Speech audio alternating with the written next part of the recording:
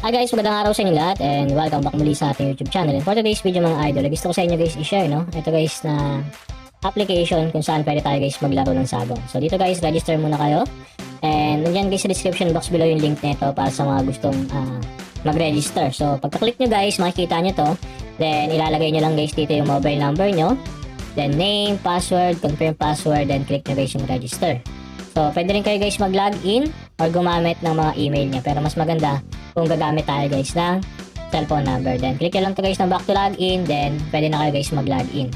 So dito pwede kayo mag-login gamit yung mga number nyo, password, then email, then password na ginamit nyo kanina nung nag-register kayo. Then dito guys pagka-login nyo, makikita nyo to guys. So ito guys yung mga games nila.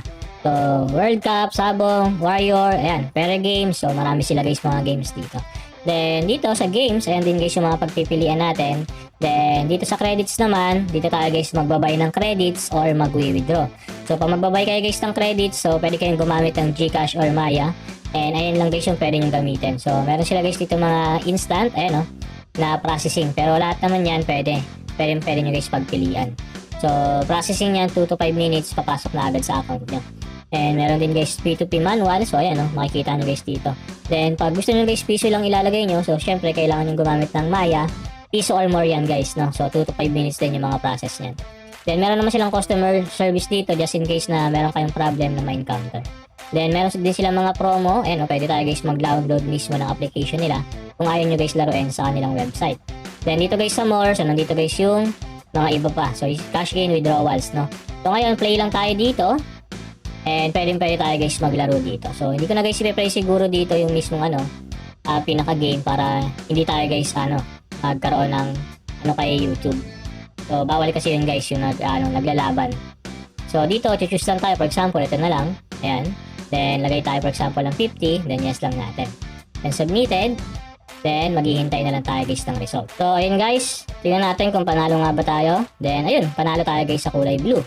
Then pagkatapos niya na mangyayari dyan, meron dito mga choice history. So load nyo lang. Then hintay lang tayo ng ilang segundo. Ayan. So yan. You got 78.91. So 157.82. Then okay lang natin. Yan ang pupunta na yan guys dito sa taas yung credit. Then ngayon ang gagawin natin dahil panalo na tayo ay mag-withdraw na tayo. So click lang natin yung withdraw. Then dito pwede tayo guys mag-withdraw sa GCash, Maya, or bank. So dito guys palagi tayo nag-withdraw sa GCash, no? Pag bank kasi medyo matagal. So pag dito naman GCash and Maya, mabilis lang. So 30 minutes lang yung pinakamatagal na hihintayin nyo. So ngayon, mag-withdraw tayo dahil meron tayong balance. Click lang natin to. Then dito meron guys nakalagay na withdrawal submitted between 11 PM to 4 AM and will be processed after 4 AM. So wag kayo guys mag-withdraw ng 11 PM para hindi nyo agad guys hihintayin, no? Or hindi nyo na hihintayin. So credits, ayan. So minimum dito 102, maximum naman 10,000. So 102 lagay lang natin dito para maipakita lang sa inyo yung withdrawal. So request amount 102, meron siyang transaction fee na 1.53 kaya yung pinaka ma-receive na lang natin ay 100.47. So nagtira tayo para meron pa tayong panglaro. So lalagay lang natin GCash number natin dito. Then i-double check nyo din guys yung GCash nyo. Then click nyo guys submit. Then meron siyang withdrawal pin. Then click lang natin submit. So invalid pin or mali yung pin na nalagay natin. So ulitin lang natin. So submit ulit natin. Then ayan, verifying na. So ganun lang guys kasimple. So pag ni-refresh natin, 166 na lang yung natira. Then dito naman sa more, sa withdrawals or sa transaction, ayan, makikita nyo guys dito. Ayan yung withdrawal history natin. So ihintayin na lang natin yan na ma-receive sa ating GCash account.